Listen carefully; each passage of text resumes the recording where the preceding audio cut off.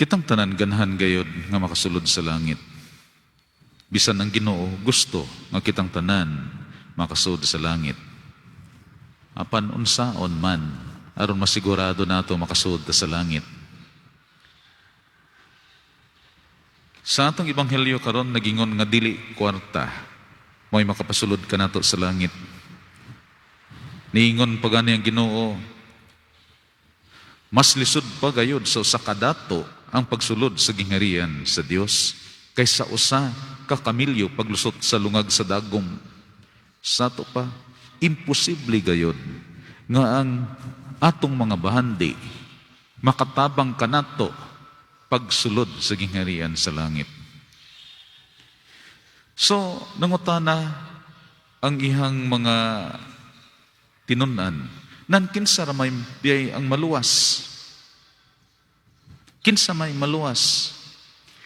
Ang atong bahandi, atong mga gipanag-iyahan, dili paigo aron makaluwas kanato. Tungod kay ang atong sala, ang iyang silot way kinutuban. Nganong nakaingon man ko niini. Actually, bisag adlaw-adlaw pang tanan maghimo tagmaayo, dili ka na paigo aron ta maluwas. Kada minuto sa atong kinabuhi, dili na siya paigo aron ta maluwas. Bisag doon na patay gahom nga iya sa Ginoo, dili na siya paigo aron ta maluwas. Bisag makapanghingilin patag mga daotang espiritu, dili gihapon ta maluwas. Nganuman ang Ginoo mismo nisulti niini, bisag adlaw-adlaw pa ta magampo, adlaw-adlaw pa ta magsimba, di gihapon ta maluwas. Kay gisulti man sa Ginoo. Matthew 7 verse 21. None of those who cry out, Lord, Lord, shall enter the kingdom of heaven, but only those who do the will of my Father. When that day comes, many will plead with me, Lord, have we not prophesied in your name? Sila tong mga propeta, sila tong mga pari, sila tong mga obispo. Kaya akong pagkapari, di man ni makaluwas na ako. Did we not cast out demons by its powers? Ingon sila. Di ba Ginoo pinagi sa gahom sa imong ngalan among gihinginlan ng mga daotang espiritu? Mugamit pa gani sila sa ngalan sa Ginoo aron paghingilin sa mga daotang espiritu. Ingon pa sila, did we not do many miracles by the power of your name? Nagbuhat mig milagro sa imong pangalan, Ginoo. Dili lang maayong buhat, mga milagro mismo, sa imo pagayong pangalan. Apan ang Ginoo miingon, get out of my sight, ye evildoers. I do not know you. Nga naman day, unsa man day kadako ang atong sala. Nganong di man paigo ning atong mga maayong buhat. Bisan pa gani mga milagro, di paigo. Kanang pananglitan, buhaton kininako, kining sala. Pang-insulto. Insultohon ako ang batang gamay. Unsa may akong silot. Mapriso ba ko? Dili. Dili na. Buhaton ako parihong sala. Pang-insulto. This time, insultohon ako ang hari. Unsa may akong silot. Basing patyon ko sa hari ay. Nganong nidako man akong silot, pariho man akong sala, pang-insulto. Kaya nakasala ako sa hari, ngang dignidad mas taas kisa sa usang bata. Pananglitan, insultuhon ako ang Dios, ngang dignidad uway kinutuban. Unsay akong silot, walay kinutuban, mga igsoon. Mapalusot pa ta, Padre, wa man ko nang insulto sa Dios. Kanilang, sabihin niya mga igsoon, pinangga kita sa Dios, sobrang pagmahal, nga di siya buot, nga bisag asa na lang tamo puyo. Sa pagtuga kanato, paghimo kanato sa Ginoo, ihatang giandaman og nindot kayo nga puyanan, palibot nga puno sa kakahuyan, dunay suba, hinlo kayo ang tubig, ang hangin hinlo, para gayud kanato. Ug I could imagine God in His love for us would say, mga anak, doon ako'y regalo para ninyo, dinhimo mo puyo, tatatan pagkanindot sa maong lugar, gipreparar kanato sa Ginoo para kanimo, para kanako. Ato kining gidawat nato ang palibot nga puno sa kakahuyan. Ato kining pamutlon sunugon. Gibaliwala, di ba na panginsulto? Gidawat nato ang suba, hinlo ang tubig, bubuan og basura. Sana, di na insulto?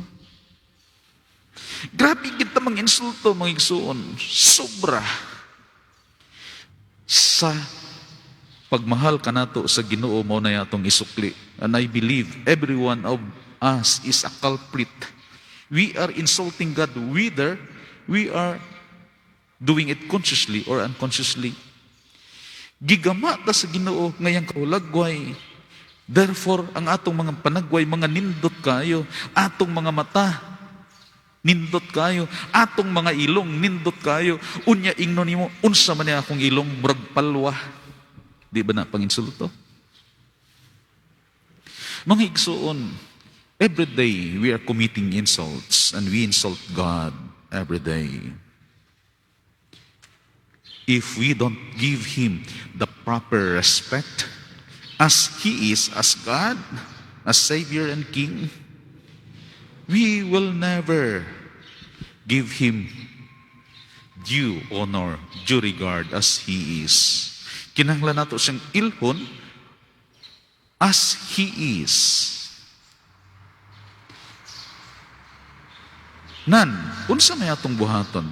Kung ato siyang giila, isip atong Dios, hari ug manluluwas, sigurado gayud nga musimba ta nga dunay pagrespeto sa atong mga kasing-kasing. Muampo ta nga dili nang ampo nga dili ba na insulto sa hari sa mga hari? Kanang kinasing-kasing atong mga buhat. Muhalad ta niya nga dunay pagmahal, dunay pag-igong respeto. Dili pa rin itong ahalad ni Cain nga palagi pamunit lang to niya ihalad. Dili. Mao ba day na atong pagtagad sa Dios? Dili ay. We will always offer Him the best of what we have, of what He has given us. The best of our time, the best of our strength, the best of our abilities. Kay Diyos man siya, hari sa mga hari. Mga igsoon, unless we learn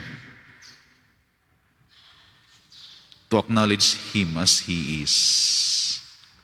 Dinhi sa atong ebanghelyo karon, niingon si Pedro, Ginoo, gibiyaan na namo ang among panimalay, among amahan, inahan, mga anak.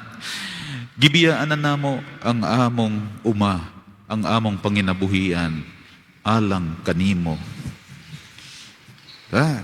Tanan gibiyaan, ilang gibiyaan ang tanan in exchange for Jesus. Nakita nila karon nga masubra di ay si Kristo kisa sa tanang mga butang nga naa kanila. Unya ilang gihalad, ilang kinabuhi, bagay, angay, lamang sa usa ka hari sa mga hari, usa ka Dios. Nya, niingon ang Ginoo, unsa may niingon si Pedro, unsa may among mapaabot. Ingon ang Ginoo, mulingkod kamo, uban kanako sa inyong mga trono, ug mahimo kamong tighukom sa 12 kabanay sa Israel, ug hatagan kamog kinabuhi nga walay katapusan. Si Kristo di ay to, mo'y makaluwas nato. Kinanglan dawaton nato siya as He is, as God, Savior and King. Siya'y gigamit sa Ginoo aron motubos ka nato kay di na ta makabayad sa atong mga salang way kinutuban. Justice says, tawo nakasala, angay taong mobayad sa iyang sala. Apan kay sa Dios nga way kinutuban ang digdinadta nakasala. Ang taong angay mobayad sa sala sa tawo, Dios mismo. Mao nga na si Kristo nagpakatao ug iyang gidawat ang silot sa imong sala, sa akong sala. Siya mao'y atong pangtubos, siya atong manunubos. Pero bisag hatagan kag pagtubos, ug di nimo dawaton ang imong pangtubos, di gid ka matubos ay. Importante ang pagdawat kaniya. Sa isip kung unsa siya, isip atong Dios, hari ug manluluwas. Kung gidawat nato siya atong Dios, musimba gayud ta sa tinuray kinasingkasing. Muampo ta sa tinuray kinasingkasing. Kung gidawat nato siya atong hari, mubuhat ta sa sugo sa hari. Mubuhat tag maayo adlaw-adlaw likayan ang mga sala. Kay tungod giila man nato siya nga atong hari. Apan I tell you, daghang naghimo og maayo, pero wa gidawat si Kristo yang hari. Panahon sa eleksyon, daghan kayong buhat og maayo eh.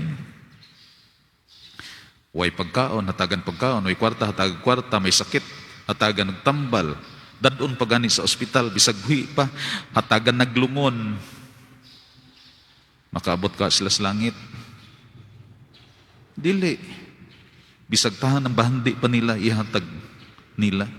Kung kini, mga butanga, ihatag, tungod nagpaabot sila nga sila butuhon, tungod nagpaabot sila nga sila ilhon, wa nay pulos sa mata sa Ginoo. Apan kung kinitanan ilang gibuhat, tungod kay giila nila si Kristo ilang hari, ug nituman sila sa kabubuton sa hari. Bisag unsa kagamay imong buhaton, dunay credit ang gipangita ra sa Ginoo pag-ila kaniya. Isip hari. Isip manluluwas. Mga igsoon, ingon niini ang gipasabot sa Ginoo, dili atong bandi, dili atong kaalam, dili atong kasikat, dili kung unsay aduna ta moy muluwas nato. No. Dili kana paigo pambayad sa atong utang. Si Kristo mo'y pambayad sa atong utang. Diyos na mismo may nagbuhat og pahagi aron kita maluwas. God is God of love, yet bear this in mind. He is also a God of justice. And real love is founded on real justice. Dili na gugma kung wa mahimo ang hustisya. Dili na siya gugma. Tawgan na lang naglain, pero dili na siya gugma. Because justice is the minimum of love. Mga igsoon, let us learn some more. Ato kunong tukion, unsa gyoy kabubuton sa Ginoo. Basahan ninyo inyong mga Biblia. Basahan ninyo. Patdalaluman nato atong pag-ampo. Aron masabtan gyud nato ang Ginoo. Pinangga man ta sa Ginoo, no? The Lord loves you. The Lord loves me, but He wants that right relationship with Him. Kanang eksaktong pagtagad. Nga kita gaila kaniya sa kung kinsa gayud siya as God, Savior and King. Ug kita usab miila sa atong kaugalingon kung kinsa gayud kita sa tubangan sa Dios. Ug nangayo sa iyang kaluoy, nangayo sa iyang pagmahal kanato aron kita usab maluwas. Father, daghan naman kong sala, Father. Good news, good news. Bisag unsa pa imong sala, mobalik lang ka kaniya. The Lord loves you. Unya ingon siya, those who come to me, I will never reject. Good news, good news. Bisag unsa pa atong sala, ilhon lang nato siya atong Dios, hari manluluwas, maluwas gayud kita. Dito sa Kalbaryo, dunay duha ka kriminal kauban ni Kristo. Last 2 minutes, ang usang kriminal naluwas pagayod. Nga naman, gibuhat niya ang pinakaimportanting susi. Last 2 minutes, gidawat niya si Kristo sa kung kinsa siya. Gidawat niya yung kaugalingon kung si kinsa siya. Nangumpisal siya, inaningon, angay ratang silutan sa kamatayan tungod sa atong mga sala. Apan siya, wa say sala. Nidapig siya sa Ginoo. Unya iyang giilang Ginoo. Nya mingon siya, Ginoo! Giila niya si Kristo iyang Ginoo. Kung atua ka na sa imong gingharian, giila niya si Kristo iyang hari. Ginoo, hinumdumin taon nako. Giila niya si Kristo iyang manluluwas. Ningon ng Ginoo kaniya, today you will be with me in paradise. Good news, good news. Bisag unsa pa atong sala. Mabalik lamang ta sa Ginoo, maghinulsol, ilhon siya as He is, makaabot deta sa gingharian sa Dios dito sa langit. Hawang igsoon, right relationship with God. Mara na atong buhaton. Nya pamatud-an nato kini pinagi sa atong lihok, sa atong pulong, sa atong kinabuhi. Kay nangita ra ang Ginoo sa tinuod, sa tunay, gikan gayud sa kayukan sa imong pagkatao, sa atong pagkatao. Buhaton nato kini sigurado ng langit mga igsoon. Sa Tagalog, mahal na mahal tayo ng Diyos. Atong usbon ba? Mahal na mahal tayo ng Diyos. Amen.